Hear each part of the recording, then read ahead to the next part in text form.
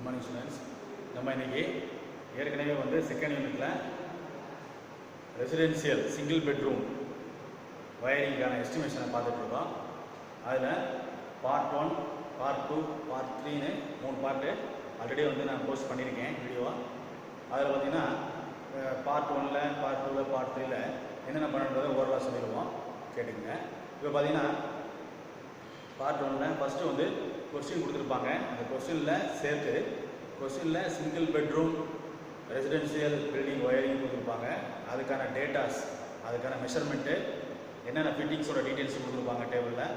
அதை வச்சு நம்ம பிளான் ஆஃப் த பில்டிங், ரெண்டாவது ஸ்டெப் பார்த்திங்கன்னா ஃபிட்டிங்ஸோட டீட்டெயில்ஸ் அப்படின்றத ரெண்டும் சேர்த்து ஒரு படமாக வரைஞ்சிருக்கோம். அதை வச்சு தெரிஞ்சுக்கிறோம். அதை வச்சு எங்கெங்கெல்லாம் ஃபிட்டிங்ஸ் வருது அந்த பிளானை வந்து நம்ம அசியூம் பண்ணி பில்டிங்கோட பிளானை வரைஞ்சி ஃபிட்டிங்ஸோட டீட்டெயில்ஸை எந்தெந்த பிளேஸ் பண்ணணுமோ அங்கே பிளேஸ் பண்ணியிருப்போம். அதுக்கடுத்து பார்த்திங்கன்னா தேர்டில் ஸ்டெப் 3ல் டோட்டல் லோடு என்ன, கொடுத்துருக்கக்கூடிய பாயிண்ட்ஸில் அப்ராக்சிமேட்டாக அசீவ் பண்ணி ஒவ்வொரு பாயிண்ட்டுக்கும் என்னென்ன எவ்வளோ லோடு அப்படின்றத, எவ்வளோ வாட்ஸ் வருதுன்றதை கால்குலேட் பண்ணி டோட்டலாக 1200 வாட்ஸ், டோட்டலாக அவங்க கொடுத்துருக்கக்கூடிய சிங்கிள் பெட்ரூம் ரெசிடென்ஷியல் பில்டிங் வயரிங்கான டோட்டல் லோடு வந்து 1200 வாட்ஸு. அந்த 1200 வாட்ஸை சப் சர்க்யூட்டாக பிரிக்கணும்னா ஐ ரூல் படி 800 வாட்ஸுக்கு அதிகமாகாமல் இருக்கணும்னு சொல்லியிருக்காங்க, அல்லது 10 பாயிண்ட்ஸுக்கு அதிகமாகாமல் இருக்கணும். இது ரெண்டில் ஏதாச்சும் ஒன்று நம்ம ஃபாலோ பண்ணணும். இதில் நம்ம வந்து 1200 வாட்ஸ் அப்படின்னும் போது அதில் வந்து டிவைட் பண்ணும்போது நமக்கு 2 சர்க்யூட்டாக பிரிக்கலான்றத ஒரு கால்குலேஷன் நம்ம பார்த்தோம். அதில் ஃபஸ்ட்டு வந்து சப் சர்க்யூட் 1, சப் சர்க்யூட் 2ன்னு 2 சர்க்யூட்டாக பிரிக்கிறோம். அப்படி பிரிக்கும் பொழுது நமக்கு ரிலேட்டடாக இருக்கக்கூடிய ஒரே ஆர்டரில் வரக்கூடிய பக்கத்தில் இருக்கக்கூடிய ரூம்ஸை நம்ம வந்து ஒரு சர்க்யூட்டாக பிரித்து பண்ணோம். அதில் பார்த்திங்கன்னா ஹாலு, பாத்ரூம், டாய்லெட் இது 3ஐயும் சேர்த்து சப் சர்க்யூட் 1ஆகவும், சப் சர்க்யூட் 2 பார்த்திங்கன்னா பெட்ரூம், கிச்சன் இந்த 2 மட்டும் சப் சர்க்யூட் 2ஆக நம்ம எடுத்துக்கிட்டோம். 2 சப் சர்க்யூட்டாக நம்ம பிரித்து வயரிங் பண்ணுற மாதிரி பிளான் பண்ணியிருக்கோம். சரிங்களா? அதுக்கு டோட்டல் லோடு கண்டுபிடிச்சாச்சு. அடுத்து சப் சர்க்யூட்டுக்கான லோடு எவ்வளவு, சப் சர்க்யூட் 2க்கு லோடு எவ்வளோன்னு பார்த்தோம். அது வந்து இது வந்து பார்த்திங்கன்னா 620, 530 வாட்ஸ் மாதிரிக்கு சப் சர்க்யூட் 1, 2, 2 டோட்டலாக பார்க்கும்போது 1200 வாட்ஸ் வந்துச்சு. அதில் மொத்தமாக டோட்டல் லோடு கண்டுபிடிச்ச மாதிரி டோட்டல் கரண்ட் அப்படின்னு கண்டுபிடிச்சோம். டோட்டல் கரண்ட்டு அப்படின்னா என்ன அப்படின்னா total load divided by 230 voltage நம்ம கால்குலேட் பண்ணும்பொழுது 10 பாயிண்ட் சம்திங் வந்து ஆம்பியர் வந்துச்சு. அப்போது டோட்டல் லோடு பயன்படுத்தும் போது அந்த வயர் வழியாக செல்லும் கரண்ட் வந்து இவ்வளவுன்னு கண்டுபிடிச்சோம். ஸோ அந்த கரண்ட் எதை கண்டுபிடிக்கிறோம்னா அந்த வயர் செலெக்ஷனுக்கும் அதுக்கு யூஸ் ஆகக்கூடிய மெயின் சுவிட்ச் செலக்ட் பண்ணுறதுக்காண்டியும் நம்ம டோட்டல் கரண்ட் கண்டுபிடிச்சோம். அடுத்து சப் சர்க்யூட் 1ல் பார்த்திங்கன்னா போகக்கூடிய கரண்ட் எவ்வளோன்னு பார்த்தோம், அதையும் கண்டுபிடிச்சி சப் சர்க்யூட் 2 இதுக்கான கரண்ட்களை பார்த்துட்டோம். டோட்டல் கரண்ட்டு, டோட்டல் லோடு வந்து ஃபுல் லோடு கரண்ட் வந்து 10 பாயிண்ட் சம்திங் 10.42 ஆம்பியர் வந்துச்சு. அதை வந்து நம்ம எப்பயுமே அதோட மெயின் சுவிட்ச் செலக்ட் பண்ணுறப்ப, செலெக்ஷன் ஆஃப் மெயின் சுவிட்சில் செலக்ட் பண்ணுறப்ப மெயின் சுவிட்ச் செலக்ட் பண்ணுறப்ப அதில் போகக்கூடிய அதிகப்படியான கரண்ட் ஃபுல் லோடு கரண்ட் போல் 2 மடங்கு நம்ம இருக்கிற மாதிரி, அதாவது ஃபுல் லோடு கரண்ட் இன்ட்டு 2ன்னு போட்டு எவ்வளோ ரேஞ்ச் வருதோ அந்த ரேஞ்சுக்கு தான் நம்ம மெயின் சுவிட்சை செலக்ட் பண்ணிக்கிறோம். சரிங்களா? அது செலக்ட் பண்ணிட்டோம். அதுக்கடுத்து பார்த்திங்கன்னா சப் சர்க்யூட் 1, சப் சர்க்யூட் 2ல் இருக்கக்கூடிய கரண்ட்டோட அளவு எவ்வளவு, அதையும் பார்த்திங்கன்னா அதோட ஃபுல் லோடு கரண்ட் எவ்வளவு, அதையும் 2ஆல் மல்டிப்ளை பண்ணும்போது அதோட ரேஞ்ச் வரும். ஸோ இதெல்லாம் நம்ம தெரிஞ்சுக்கிட்டு டோட்டலாக பார்த்திங்கன்னா டோட்டல் லோடு எவ்வளவு அதுக்கு மெயின் பார்த்தாச்சு, செலக்ஷன் பண்ணிட்டோம். அதுக்கடுத்து மீட்டர் போர்டிலேருந்து டிஸ்ட்ரிபியூஷன் போர்டு வரைக்கும் எவ்வளோ ஆம்பியர் இருக்குதோ அதுக்கு தகுந்த மாதிரி பார்த்திங்கன்னா 2.5 mm², அதாவது வயர் செலெக்ஷன் பண்ணும்போது டிஸ்ட்ரிபியூஷன் போர்டிலேருந்து டிஸ்ட்ரிபியூஷன் போர்டு வரைக்கும் தேவையான வயரோட திக்னஸ் எவ்வளவு, செலெக்ஷன் எவ்வளோன்னு பார்த்தீங்கன்னா 2.5 mm² இருக்கிற மாதிரி செலக்ட் பண்ணிக்கிட்டோம். அது கரண்ட்டோட அளவை பொறுத்து. அதே மாதிரி டிஸ்ட்ரிபியூஷன் போர்டிலேருந்து சுவிட்ச் போர்டு வரைக்கும் போகக்கூடிய வயரை வந்து நம்ம எவ்வளவு ரேஞ்சுன்னு பார்த்தோம். அப்போ சப் சர்க்யூட் 1க்கு என்ன தேவை இருக்குது, எவ்வளோ ஆம்பியர் இருக்குதோ அதுக்கு தகுந்த மாதிரி 1.5 mm² அளவிலான வயர் ரேஞ்சை நம்ம அந்த கொடுத்துருக்கக்கூடிய ஐஎல் இருக்கக்கூடிய டேபிளில் இருந்து நம்ம எடுத்து செலக்ட் பண்ணி வச்சுக்கிட்டோம். ஸோ ஃபஸ்ட்டு வந்து பில்டிங்கோட பிளானு, ஃபிட்டிங்ஸோட டீட்டெயில்ஸு, டோட்டல் லோடு, எத்தனை சர்க்யூட்டாக பிரிக்கிறது, sub circuit 1 sub circuit 2, total லோடுக்கான கரண்ட் எவ்வளவு, டோட்டல் கரண்ட்டு, சப் சர்க்யூட்டில் 1ல் 2ல் போகக்கூடிய கரண்ட் எவ்வளவு, அதை தெரிஞ்சுக்கிட்டால் தான் நம்ம மெயின் சுவிட்சையும் செலக்ட் பண்ண முடியும். அது கேபிளுக்கான காப்பர் வயருக்கான ரேஞ்சை செலக்ட் பண்ணி நம்ம வயரிங் பண்ணுறதுக்கு ஈஸியாக இருக்கும். ஸோ இதெல்லாம் முடிச்சிட்டோம். அதுக்கடுத்து பார்த்திங்கன்னா கான்டாக்ட் பைப் வயரிங் பண்ணுறதுக்கு இது எல்லாமே பேசிக்காக தெரிஞ்சாச்சு. அதுக்கடுத்து பிவிசி கான்டாக்ட் பைப்பு எந்த அளவில் எவ்வளோ மீட்டர்ஸ் வேணும், எவ்வளோ லென்த் வேணும், எவ்வளோ மீட்டர்ஸ் வேணுன்றதை கால்குலேட் பண்ணுறதுக்கு கொடுத்துருக்கக்கூடிய நம்ம கொஸ்டினில் கொடுத்துருக்கக்கூடிய அந்த டேட்டாஸை வச்சு அந்த மெஷர்மெண்ட்டை வச்சு நம்ம ஃபிட்டிங்ஸ் டீட்டெயில்ஸை வச்சு இந்த பில்டிங்கை நம்ம அரேஞ்ச் பண்ணி வரைஞ்சிருக்கோம். இதில் அந்த மெஷர்மெண்ட்டை வச்சு ஃபஸ்ட்டு வந்து சப் சர்க்யூட் 1க்கு இதுக்கு முந்தைய கிளாஸில் சப் சர்க்யூட் பார்ட் 3ல் பார்த்தீங்கன்னா சப் சர்க்யூட் 1க்கான கான்டாக்ட் பைப்போட லென்த் எவ்வளோன்றத இந்த ஹாலு, பாத்ரூம், டாய்லெட்டுக்கான மெஷர்மெண்ட்டை வச்சு எவ்வளோ லென்த் வேணும் அப்படின்றது மீட்டர் கணக்கில் நம்ம பார்த்துட்டோம். இப்போ பார்க்க போகிறது வந்து சப் சர்க்யூட் 2. சப் சர்க்யூட் 2 பார்த்தீங்கன்னா பெட்ரூமும் கிச்சனும். சப் சர்க்யூட் 2 பார்த்தீங்கன்னா பெட்ரூமும் கிச்சனும். இந்த பெட்ரூம் கிச்சனுக்கான மெஷர்மெண்ட்டுக்கு கொடுத்துருக்காங்க. பெட்ரூமுக்கான மெஷர்மெண்ட் வந்து 4 × 4 மீட்டர், 4 × 4 மீட்டர். கிச்சன் பார்த்தீங்கன்னா 4 மீட்டர் × 2 மீட்டர் கிச்சன். ஸோ இந்த அளவில் நம்ம டீட்டெயில்ஸை வந்து சப் சர்க்யூட் 2க்கான மெஷர்மெண்ட்டை வந்து பெட்ரூமும் கிச்சனுக்கான அளவு நம்ம தெரிஞ்சுக்கிட்டோம். இதுக்கு தேவையான வயரிங்க்கு என்ன எவ்வளோ கான்டாக்ட் பைப் தேவைப்படுது, பிவிசி பைப் தேவைப்படுறத மெஷர் பண்ணுறதுக்கான டீட்டெயில்ஸு பார்க்க போகிறோம். இதில் ஃபார் சப் சர்க்யூட் 2 அப்படி போட்டுங்களா, இதில் டிஸ்ட்ரிபியூஷன் பாக்ஸ் 2, சுவிட்ச் போர்டு 2. டிஸ்ட்ரிபியூஷன் பாக்ஸ் தான் இதுதான், சரிங்களா? இங்கேருந்தே வருது. இதில் சப் சர்க்யூட் 2க்கான சப் சர்க்யூட் 2வை வயரிங் பண்ணக்கூடிய பைப்போட லென்த் எவ்வளோன்றதை நம்ம கால்குலேஷனாக பார்க்குறோம், சரிங்களா? இதில் டிபின்றது டிஸ்ட்ரிபியூஷன் பாக்ஸ் 2, சுவிட்ச் போர்டு 2. டிஸ்ட்ரிபியூஷன் பாக்ஸ்னால் இந்த மெயின் டிஸ்ட்ரிபியூஷன் பாக்ஸ் இருக்கு இல்லையா, இதுதான் distribution box. Circuit 1 sub circuit 1க்கும் இங்கே இருந்தால் நமக்கு சப் சர்க்யூட் 1க்கு ஏன்னா சப் சர்க்யூட் 1க்கு பார்த்தீங்கன்னா மெயின் டிஸ்ட்ரிபியூஷன் பாக்ஸில் இருந்தால் வயர் வந்து நமக்கு டிஸ்ட்ரிபியூஷன் பாக்ஸ் சுவிட்ச் போர்டு 1க்கு போச்சு. அதே மாதிரி சப் சர்க்யூட் 2ல் மெயின் டிஸ்ட்ரிபியூஷன் பாக்ஸில் இருந்தால் சுவிட்ச் போர்டு 2 சொல்லக்கூடிய இந்த இடத்துல இருக்கக்கூடிய சுவிட்ச் போர்டு 2க்கு நமக்கு வயர் இங்கிருந்தே தனியாக ஒரு கண்ட்ரோலு இங்கே போகுது, சரிங்களா? அது பார்த்தீங்கன்னா 2.5 - 1.5 அப்படின்ற மெஷர்மெண்ட்டு என்னன்றதை நம்ம சொல்லியிருக்கோம். 2.5ன்றது இப்போ கிரவுண்ட் லெவலில் இருந்து இது பிவிசி பைப் வச்சுங்க. இங்கே போல்டாக கொடுத்துருக்கீங்களா, இந்த ஒயிட் கலரில் போல்டாக இருக்கக்கூடிய இந்த லைன் வந்து பிவிசி பைப்பு. இப்போ கிரவுண்ட் லெவலில் இருந்து 2.5 மீட்டர், கிரவுண்ட் லெவலில் இருந்து 2.5 மீட்டர், கிரவுண்ட் லெவலில் இருந்து 2.5 மீட்டர்னா இது பிவிசி பைப், சரிங்களா? இந்த பிவிசி பைப்பு கிரவுண்ட் லெவலில் இருந்து சுவரின் மேல் பகுதியில் போகக்கூடியது, இந்த ஹைட்டில் இருக்குன்னு சொல்லியிருக்காங்க. கிரவுண்ட் லெவலில் இருந்து 2.5 மீட்டர் உயரத்தில் பிவிசி பைப் இருக்கணும். ஆனால் பிவிசி பைப் இங்கே இருக்குன்னா சீலிங், இது வந்து சீலிங் 3.5 மீட்டர்ன்றது சீலிங். கிரவுண்ட் லெவலில் இருந்து சீலிங்கோட ஹைட் வந்து 3.5 மீட்டர்.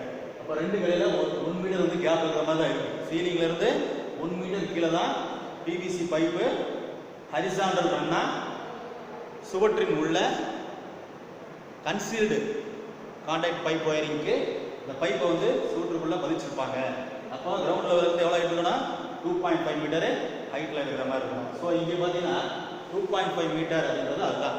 எப்பயுமே டிஸ்ட்ரிபியூஷன் பாக்ஸில் வந்து சுவிட்ச் போர்டுக்கு போகுதுன்னா அது எவ்வளோ ஹைட்டில் போகுது அப்படின்னா 2.5 மீட்டர் ஹைட்டில் போகுது, சரிங்களா? இந்த 1.5 மீட்டர் ஹைட்டு அப்படின்னா என்னன்னு பார்த்தீங்கன்னா, இந்த 1.5 மீட்டர்ன்றது கிரவுண்ட் லெவலில் இருந்து அந்த சுவிட்ச் போர்டோட ஹைட், கிரவுண்ட் லெவலில் இருந்து சுவிட்ச் போர்டோட ஹைட்டு 1.5 மீட்டர், சரிங்களா? அப்போது நார்மலாக பார்த்தீங்கன்னா டிஸ்ட்ரிபியூஷன் போர்டாக இருந்தாலும் சரி, சுவிட்ச் போர்டாக இருந்தாலும் சரி, கிரவுண்ட் லெவலில் இருந்து 1.5 மீட்டர் ஹைட்டில் இருக்கும், சரிங்களா? அதுக்கப்புறம் தான் நம்ம என்ன செய்யணும், கிரவுண்ட் லெவலில் இருந்து 2.5 மீட்டர் அப்படின்னும் போது 1.5 மீட்டரு சுவிட்ச் போர்டு 1.5 மீட்டரில் இருக்குது, 2.5 மீட்டரில் பைப் போகுது. அப்போ எவ்வளோ இருக்குங்க? 1 மீட்டர். இங்கே தேவைப்படுற பைப்போட அளவு 1 மீட்டர்.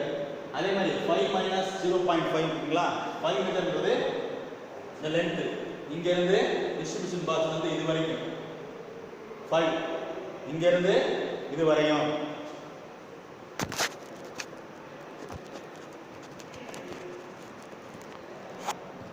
இங்க பாத்தீங்கன்னா டிஸ்ட்ரிபியூஷன் போர்டுல இருந்து டிஸ்ட்ரிபியூஷன் பாக்ஸ்ல இருந்து இங்க இருந்து இதோட லென்த் அளவு 5 மீட்டர், இங்க இருந்து இந்த கார்னர் வரைக்கும் 5 மீட்டர் வந்தது, அதான் 5 மீட்டர். சரிங்களா?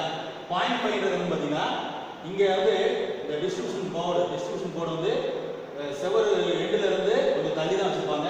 அதுல -0.5 மீட்டர், அதாவது ஒரு அரை மீட்டர் கழிச்சிடும். இங்க இருந்து தள்ளி தான் வச்சிருப்பாங்க. 0.5 மீட்டர் கழிச்சுட்டா இங்க நம்ம கணக்கு எடுத்துக்குவோம். அதெல்லாம் 5 - 0.5னா அரை மீட்டர் குறைச்சிட்டாங்க. 5 மீட்டர்ல 0.5 மீட்டரை குறைச்சிட்டாங்க. அது போக இந்த 2 மீட்டர் பிளஸ் 2 என்னன்னா இங்க இருந்து இது வரையும், இங்க இருந்து இது வரையும். ஏன்னா இதோட மெஷர்மெண்ட் என்ன, பெட்ரூமோட மெஷர்மெண்ட் 4க்கு 4. அப்ப இது பாதி போது இங்க இருந்து வரும்போது 2 மீட்டர் வந்துடும். ஸோ அந்த 2 மீட்டர். சரிங்களா? அப்ப இங்க இருந்து 5 மீட்டர் மொத்தம். அதுல கொஞ்சம் தள்ளி தான் பாக்ஸ் டிஸ்ட்ரிபியூஷன் பாக்ஸ் வச்சிருப்பாங்க. அதுல அரை மீட்டர் கழிச்சுக்கலாம். அப்ப 4 மீட்டர் வந்துருது. பிளஸ் 2ன்றது இந்த 2ன்றது இந்த கார்னர்ல இருந்து இந்த சுவிட்ச் போர்டு SP2 இருக்கு இல்லையா, சுவிட்ச் போர்டு 2 இது வரைக்கும் தேவையான அந்த பைப்போட லென்த் பார்த்தீங்கன்னா 2 மீட்டர். இந்த பிராக்கெட்ல கொடுத்தது என்னன்னு பார்த்தீங்கன்னா 2.5 மீட்டர் மைனஸ் 1.5 மீட்டர் என்ன, 1.5 மீட்டர்ன்றது கிரவுண்ட் லெவல்ல இருந்து சுவிட்ச் போர்டோட ஹைட் 1.5 மீட்டர். சரிங்களா? 2.5 மீட்டர்ன்றது கிரவுண்ட் லெவல்ல இருந்து பைப்போட ஹைட். அப்ப இங்க 1 மீட்டர் வந்துடும். 1 இங்க 1 2 வந்துடும். சரிங்களா? 4 இங்க ஒரு 4, மொத்தம் 8.5 மீட்டர். மொத்தம் வந்து பைப்போட லென்த் வந்து 8.5 மீட்டர். டிஸ்ட்ரிபியூஷன் பாக்ஸ்ல இருந்து சுவிட்ச் போர்டு 2 வரைக்கும் பைப்போட லென்த் வந்து 8.5 மீட்டர். சரிங்களா?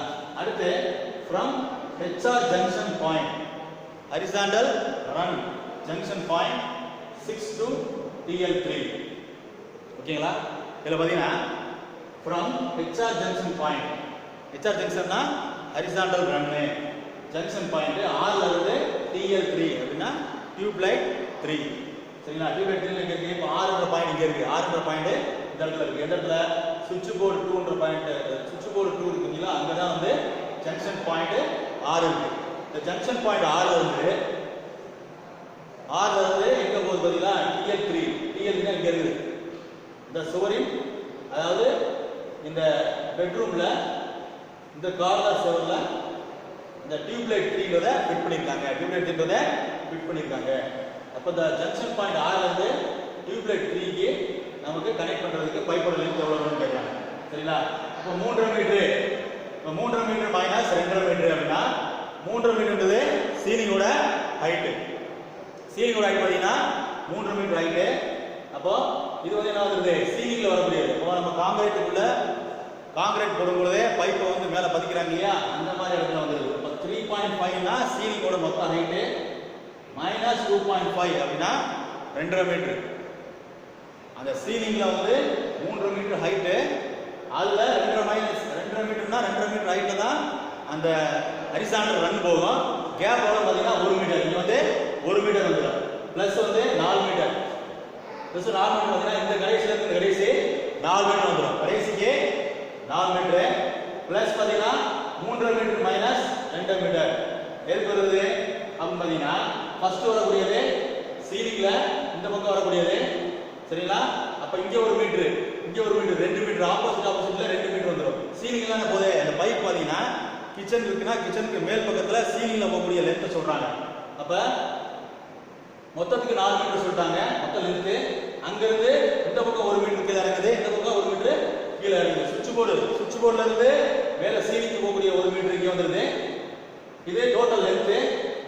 அதுக்கப்புறம் இந்த எண்ட்ல வரக்கூடியது சீலிங்ல இருந்து அந்த டியூப் லைட் வரக்கூடிய அந்த டிராப், வெர்டிகல் டிராப் இங்க 1 மீட்டர். அப்ப 1 மீட்டர் பிளஸ் 4 1 மீட்டர் வந்துருது. மொத்தம் 6 மீட்டர். அப்ப ஹரிசாண்டல் ரன் ஜங்ஷன் பாயிண்ட் இந்த 6வது பாயிண்ட்ல இருந்து டியூப் லைட் 3 வரைக்கும் மொத்த லென்த் எவ்வளவு பாத்தீங்கன்னா பைப்போட அளவு 6 மீட்டர். சரிங்களா? அடுத்து from HR junction point, from HR junction point 6 to SB3. SB3 னா சுவிட்ச் போர்டு 3 அப்படின்றோம். சுவிட்ச் போர்டு 3 எங்க பாருங்க, இப்ப 2 இருக்கு. சுவிட்ச் போர்டு 3 னா இந்த பக்கம் வருது. சரிங்களா? இப்போ ஆறாவது பாயிண்ட் ஜங்ஷன் பாயிண்ட் 6 வந்து சுவிட்ச் போர்டு 3 வரைக்கும் தேவையான பைப்போட லென்த் என்னன்னு பார்க்கலாம். இப்போ இங்க இருந்து மொத்த லென்த் வந்து 4 மீட்டர். இங்க ஏற்கனவே இருக்கும், இங்க இருந்து இது வரைக்கும் 2, சரிங்களா? இங்க இருந்து இது வரைக்கும் 2 மீட்டர். இதோட அளவு பார்த்தீங்கன்னா மொத்தத்துக்கே 2 மீட்டர் தான். இங்க இருந்து சென்டர் பாயிண்ட்னா 1 மீட்டர். அதான் கொடுத்துருக்காங்க. ஸோ இந்த 6வது பாயிண்ட்ல இருந்து இந்த கிச்சனோட அந்த ஸ்டார்டிங் பாயிண்ட் வரைக்கும் 2 மீட்டர். இந்த ஸ்டார்டிங் பாயிண்ட்ல இருந்து இந்த சுவிட்ச் போர்டு 3 வரைக்கும் சென்டர் பார்த்தீங்கன்னா 1 மீட்டர். மொத்தம் 3 metre plus 2.5 metre minus 1.5 metre 2.5 minus 1.5 metre என்னன்னு பார்த்தீங்கன்னா ஏற்கனவே சொன்னதா 2.5 மீட்டர்னா பிராக்கெட்ல வருது இல்லையா? இது எல்லாமே பார்த்தீங்கன்னா கிரவுண்ட் லெவல்ல இருந்து அந்த ஹரிசான்ல போகக்கூடிய பைப்போட ஹைட்டு மைனஸ் 1.5 மீட்டர்னா இந்த சுவிட்ச் போர்டு 3 SP3 இருக்கு இல்லையா? SP3ன்றது சுவிட்ச் போர்டு 3 அது கிரவுண்ட் லெவல்ல இருந்து எவ்வளவு ஹைட்ல இருக்கணும்? ஐயர் உட்படி 1.5 மீட்டர் ஹைட்ல இருக்கணும். அப்ப அதை கழிக்கும் போது ரெண்டையும் கழிக்கும் போது 1 மீட்டர் இங்க வந்துடும். ஒருக்கே 1 மீட்டர் மொத்தம் 3, இங்க வந்து 1 மொத்தம் 4 மீட்டர் வருதுங்களா? மொத்தம் 4. அப்ப 4 மீட்டர் வரும், சரிங்களா? அடுத்து from HR junction point 8 to F3. HR junction 8 ல இருந்து இங்க இருந்து F3 ன்றது இங்க ஃபேன் சென்டர் பாயிண்ட், ஃபேன் வரக்கூடிய பாயிண்ட். அப்ப பாத்தீங்கன்னா இப்ப 3.5 மைனஸ் 2.5 ன்றது எனக்கு தெரியும். 3.5 மீட்டர்னா சீலிங்ல போகக்கூடிய மொத்த சீலிங்கோட ஹைட், கிரவுண்ட் லெவல்ல இருந்து சீலிங்கோட ஹைட் வந்து 3.5 மீட்டர் மைனஸ் 2.5 மீட்டர்னா பைப்போட ஹைட். பைப் எந்த ஹைட்ல வரணும்? அப்ப இங்க 1 மீட்டர் வந்துரும். 1 இங்க 2 மீட்டர் என்னன்னு பாத்தீங்கன்னா இந்த பாயிண்ட்ல இருந்து மொத்த கிச்சனோட லென்த் வந்து பாத்தீங்கன்னா எவ்வளவு இருக்கு? 4 மீட்டர். சென்டர்ல ஃபேன் வர மாதிரி கொடுத்துருக்காங்க. அப்ப இங்க இருந்து இங்க 2 மீட்டர். சோ இங்க 2 மீட்டர் இங்க வந்துருது. இங்க பாத்தீங்கன்னா சீலிங்கோட ஹைட் 3.5 மீட்டர். பைப் எந்த அளவுல இருக்குன்னா ஹைட்ல இருக்குன்னா 2.5 மீட்டர். சீலிங்ல இருந்து 2.5 மீட்டர் பார்க்கும்போது 1 மீட்டர் இங்க வந்து மைனஸ் பண்ணும்போது 1 + 2 3 மீட்டர். அப்ப from HR junction point 8 ல இருந்து F3 ன்ற ஃபேனுக்கு வரக்கூடிய அந்த பைப்போட அளவு பாத்தீங்கன்னா 3 மீட்டர் வருது. சரிங்களா? அடுத்து from L4 to TL4. L4 ன்றது இங்க வருது, சரிங்களா? கிச்சன்ல இருக்கக்கூடிய அந்த ஆர்டினரி லேம்ப் பாயிண்ட் L4. இந்த பாயிண்ட்ல இருந்து டியூப் லைட் 4 வரைக்கும் இந்த அளவுக்கு தேவையான பைப்போட அளவு என்னன்னு பாருங்க. இந்த 3.5 மைனஸ் 2.5 னா சீலிங்கோட ஹைட் வந்து 3.5 மீட்டர் மைனஸ் பைப்போட ஹைட் கிரவுண்ட்ல இருந்து 2.5 மீட்டர் மொத்தம் 1 மீட்டர் வந்துடா பிளஸ் 2 மீட்டர். இதோட அளவு 2 மீட்டர், சரிங்களா? இதோட அளவு 2 மீட்டர். அதுக்கப்புறம் பாத்தீங்கன்னா இங்க இருந்து இந்த ஒரு சைடுல பாத்தீங்கன்னா நம்ம 3.5 மைனஸ் 2.5 ல 1 மீட்டர் இங்க கிடைச்சிருச்சு. Vertical drop. ஹரிசான்டலா பாத்தீங்கன்னா காங்கிரீட்டுக்குள்ள பாத்தீங்கன்னா எவ்வளவு இருக்கு? 2 மீட்டர். அதே மாதிரி இங்க இருந்து சீலிங்ல இருந்து கீழே இறங்குது இல்லையா பைப்பு, அது ஒரு 1 மீட்டர். இந்த இடத்துல மைனஸ் பண்ணிக்கலாம். சீலிங்ல இருந்து கீழே இறங்கக்கூடிய ஆர்டரி லாம்புக்கு பைப்போட அளவு 1 மீட்டர் பிளஸ் 2 மீட்டர்ன்றது இந்த டோட்டல் லென்த். மறுபடியும் இந்த சீலிங்ல இருந்து கீழே இறங்கக்கூடிய டியூப்லைட் இறங்கக்கூடிய பைப்போட அளவு வந்து 1 மீட்டர் மொத்தம் வந்து 4 மீட்டர். அப்ப L4 ல இருந்து TL4 வரைக்கும் தேவையான கான்டாக்ட் பைப்போட லென்த் வந்து 4 மீட்டர் வரும், சரியா? ரைட். இந்த மாதிரி மொத்தத்துக்கும் சப் சர்க்யூட் 1க்கும் சப் சர்க்யூட் 2க்கும் தனித்தனியா வந்து எங்க இருந்து எது வரைக்கும் வருது பைப்போட லென்த் என்ன அப்படின்றத கால்குலேட் பண்ணி வச்சிருக்கோம். டோட்டல் லென்த் பாருங்க. சப் சர்க்யூட் 1யும் சப் சர்க்யூட் 2யும் ரெண்டையும் சேர்த்து டோட்டல் லென்த்ன்றது பாருங்க. இப்போ சப் சர்க்யூட் 1க்கானது சப் சர்க்யூட் 1யும் 2யும் ரெண்டையும் சேர்த்துருக்காங்க. 6 மீட்டர் 3 7.5 5 + 5 அடுத்து ஒரு 5 வருது 1.75 அடுத்து 1.75 2.5 மீட்டர் 1.75 8.5 மீட்டர். மொத்தமா டோட்டலா பாத்தீங்கன்னா சப் சர்க்யூட் 1யும் சப் சர்க்யூட் 2யும் ரெண்டையும் டயகிராம்ல இருக்கக்கூடிய ஃபிட்டிங்ஸ்க்கு தேவையான பைப்போட டோட்டல் லென்த் பாத்தீங்கன்னா அதாவது 65.25 மீட்டர், அதாவது 65.25 மீட்டர் 65.25 மீட்டரா நமக்கு கால்குலேட் பண்ணி எடுத்திருக்கோம், சரிங்களா? இதுல இங்க பாத்தீங்கன்னா add 20% for wastage. இப்ப பைப்பை வந்து நம்ம டோட்டலா சப் சர்க்யூட் 1க்கும் சப் சர்க்யூட் 2க்கும் டோட்டலா கால்குலேட் பண்ணும்போது 65.25 மீட்டர் வந்து டோட்டல் லென்த் தேவைப்படுது. கால்குலேட் பண்ணிட்டோம். ஆனா அந்த பைப்போட லென்த்தோட நம்ம 20% எப்பவுமே வேஸ்டேஜ், பைப்போட வேஸ்டேஜ் 20% ஆட் பண்ணிக்கணும். நம்ம வந்து பைப்போட வயரிங் பண்ணும்போது லென்த்து கட் பண்ணி பண்ணி ஜாயின் பண்ணும்பொழுது அதில் வேஸ்டேஜ் 20% கால்குலேட் பண்ணி அடிஷனலாக சேர்த்துக்கிட்டு அதையும் டோட்டல் பண்ணி தான் நம்ம பைப்பை பர்ச்சேஸ் பண்ணணும். ஓகேங்களா? கான்ட்ராக்ட் பைப்பை அப்போ பார்க்கும்போது 65.25 கால் மீட்டர் இன்ட்டு 0.2 20% போது பர்சன்டேஜில் பண்ணும்போது என்ன நம்ம 20/100 போடுவோம். அதுக்கு பதிலாக அனுப்பிச்சிட்டாங்க 65.25 இன்ட்டு 0.2 மீட்டர் பண்ணும்போது 13. சரிங்களா? இந்த ரேஞ்சில் வந்துடுது. ஓகேங்களா? இது வந்து வேஸ்டேஜ். இந்த வேஸ்டேஜ் வந்து 20%. இதுக்கு வந்து 65.4 மீட்டர் பைப்புக்கு 20% போடும்பொழுது 13.05 மீட்டர் வேஸ்டேஜ் வருது. 20%. அதே ஆட் பண்ணும்போது எவ்வளோ வருது? 78.3 வந்துருது. 78.3 மீட்டர். பைப்போட லென்த் வந்து 78.3. இதை ரவுண்ட் ஆஃப் பண்ணும்போது நம்ம 80 மீட்டரா கால்குலேட் பண்ணுறோம். 80 மீட்டரா கால்குலேட் பண்ணி பைப்பை பர்ச்சேஸ் பண்ணிக்கிறோம். அப்போ கான்ட்ராக்ட் பைப்போட லென்த்து சப்சர்க்கிட் 1, 2 ரெண்டையும் டீட்டெயிலாக கால்குலேட் பண்ணும்போது 80 மீட்டர் நமக்கு கிடைச்சிருச்சு. ஸோ அடுத்து பார்த்தீங்கன்னா பைப்பை கான்ட்ராக்ட் பைப்பை லென்த்தை கண்டுபிடிச்ச பிறகு அடுத்து வயரிங்க்கு தேவையான வயர் ஃபேஸ், நியூட்ரல், எர்த்து அப்படின்னு சொல்லக்கூடிய 3 வயராக கால்குலேட் பண்ணி நம்ம தெரிஞ்சுக்கணும். அதை டீட்டெயிலாக இதே மாதிரி கால்குலேட் பண்ணி போகும்போது லென்த்தான கால்குலேஷனாக போகும். அதை நம்ம அப்ராக்சிமேட்டாக கூட எடுத்துக்கலாம். ஒரு சின்ன ஐடியா வச்சு எப்படின்னு பார்த்தீங்கன்னா வயரோட லென்த் எப்படி கால்குலேட் பண்ணலாம்னு பார்த்தீங்கன்னா டோட்டல் மீட்டர் இருக்கு இல்லையா, பைப்போட லென்த் எவ்வளவோ அந்த லென்த்தோட இன்ட்டு 3ன்றது ஃபேஸ், நியூட்ரல், எர்த்துன்னு சொல்லக்கூடிய 3 வயரு. இப்போ டோட்டல் லென்த்து 80 மீட்டர்னா 3 மீட்டரை மல்டிப்ளை பண்ணும்போது 240 மீட்டர்ஸ் அளவு நமக்கு வயரிங்க்கு தேவையான வயரோட அளவு 240 மீட்டர்ஸ் தேவைப்படுது. சரிங்களா? இது அப்ராக்சிமேட்டாக நம்ம கால்குலேட் பண்ணியாச்சு. டீட்டெயிலாக பண்ணோம்னா பெரிய கால்குலேஷனாக போகும், இன்னும் 2 பேஜ் போகும். அதனால இந்த மாதிரி பண்ணாலே போதுமானது. ஓகேங்களா? அப்போ பைப்போட லென்த்து 80 மீட்டரு, வயரோட லென்த் வந்து இந்த பில்டிங்க்கு வயரிங் பண்ணுறது 240 மீட்டர். அதுபோக டியூப் லைட்டு, ஃபேனு எங்கெங்கெல்லாம் இருக்கோ அங்கெல்லாம் பார்த்தீங்கன்னா வயரிங்லாம் பண்ணி முடிச்ச பிறகு டியூப் லைட்டுக்கும் அந்த ஜங்ஷன் பாயிண்ட்டுக்கும் இந்த ஹோல்டர்னு சொல்லக்கூடிய அந்த பாயிண்ட்லேருந்து சீலிங் ரோஸ்னுவாங்க. டியூப் லைட் பார்த்தீங்கன்னா சீலிங் ரோஸ் இருக்கும். அந்த சீலிங் ரோஸ்லேருந்து டியூப் லைட் பட்டிக்கு நம்ம கனெக்ட் பண்ணுறதுக்கு ஒரு வயரை வந்து எடுத்துக்குவோம். அதாவது ஃப்ளெக்சிபிளான வயர், ஃப்ளெக்சிபிளான இன்சுலேஷன் காப்பர் வயரை எடுத்துக்குவோம். அந்த வயரில் ஒரு அப்ராக்சிமேட்டாக நம்ம வீட்டில் கால்குலேட் பண்ணி எடுத்துக்கலாம். அது அடிஷனலாக தேவைப்படுது. அதுக்கடுத்து பார்த்தீங்கன்னா 14 SWG சொல்லக்கூடிய எர்த்து வயர். இது வந்து பில்டிங்க்கு நம்ம வயரிங் பண்ணி முடிச்ச பிறகு பில்டிங்கில் ப்ராப்பராக ஒரு எர்த்து பில்டிங் பக்கத்துலேயே அந்த மீட்டர் போர்டுக்கு பக்கத்துலேயோ எங்கே இடம் இருக்காங்க நம்ம எர்த்து பாயிண்டை வந்து எர்த்தை வந்து இன்ஸ்டாலேஷன் பண்ணணும். எர்த்தை ப்ராப்பராக இன்ஸ்டாலேஷன் பண்ணணும். நம்ம ஃபஸ்ட் யூனிட்ல எர்த்தினா என்ன, எர்த்திங் வந்து டைப்ஸ் என்ன, எர்த்திங் எப்படி பண்ணுறது டீட்டெயிலாக சொல்லியிருக்கோம். அந்த மாதிரி எர்த்தை வந்து கிரவுண்டு கடியில் எர்த் பைப்பை இன்ஸ்டால் பண்ணி அதில் தேவையான எர்த்து வயர் நம்ம கனெக்ட் பண்ணி நம்ம மீட்டர் போர்டு கொண்டு வந்து பில்டிங்கு சேஃபாக எர்த்து கனெக்ட் பண்ணியிருப்போம். சரிங்களா? இதுதான் வந்து சிங்கிள் ஃபேஸ் சப்ளையை வச்சு சிங்கிள் பெட்ரூம்கான ரெசிடென்சியல் பில்டிங் வயரிங்க்கு கால்குலேஷன். அடுத்து என்ன வரப்போகுது? இதுக்கு அடுத்து என்ன வரப்போகுது பார்த்தீங்கன்னா இந்த வயரிங்லாம் கால்குலேஷன், அதாவது வயரிங் தேவையான பைப்பு வயரை கால்குலேட் பண்ணிட்டோம். அதுக்கடுத்து என்னென்ன எக்யூப்மெண்ட் மெட்டீரியல்ஸ் தேவைப்படுது, இந்த சுவிட்ச் போர்டு, அதுக்கடுத்து பிவிசி வயர்லாம் சொல்லிட்டோம், ceiling rose, holder, bulb holder, சுவிட்ச் போர்டுக்கான அளவு மெஷர்மெண்ட் எல்லாமே நம்ம எஸ்டிமேஷன் பண்ணணும். ஃபஸ்ட்டு கால்குலேஷன் பண்ணிட்டோம். அடுத்து ஒரு எஸ்டிமேஷன் மாதிரி என்னென்ன மெட்டீரியல்ஸ் எவ்வளோ தேவைப்படுதுங்கிறத ஒரு லிஸ்ட் அவுட் பண்ணுவோம். அது ஒன்று மட்டும்தான் வருது. சரிங்களா?